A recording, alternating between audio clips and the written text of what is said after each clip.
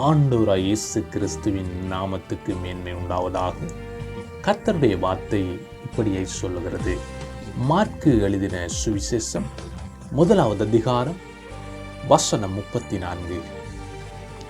பலவிதமான வியாதிகளில் உபத்திரவப்பட்டிருந்த அநேகரை அவர் சுஸ்தமாக்கி அநேகம் பிசாசுகளையும் துரத்திவிட்டார். அந்த பிசாசுகள் தம்மை அறிந்திருந்தபடியால் அவைகள் பேசுவதற்கு அவர் இடங்கொடுக்கவில்லை.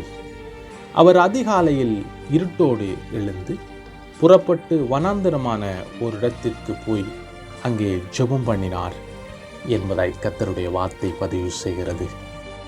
அன்பான ஜனமே, சத்துருவின் கிரியைகள் நொறுக்கப்படுகிறது, சத்துருவின் நுகங்கள் முறிக்கப்படுகிறது, கட்டுக்களில் இருக்கிற ஜனங்கள் விடுதலையாக்கப்படுகிறார்கள் என்பதை நாங்கள் காணக்கூடியதாக இருக்கிறது.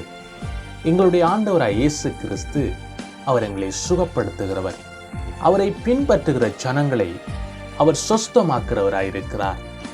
அவரை ஏற்றுக்கொண்டு அவருடைய வார்த்தையின்படி நாங்கள் நடக்கும் பொழுது எங்களுடைய வாழ்க்கையை கர்த்தர் மாற்றி எங்களுடைய வாழ்க்கையிலே ஒரு விடுதலையை கொண்டு வருகிறார்.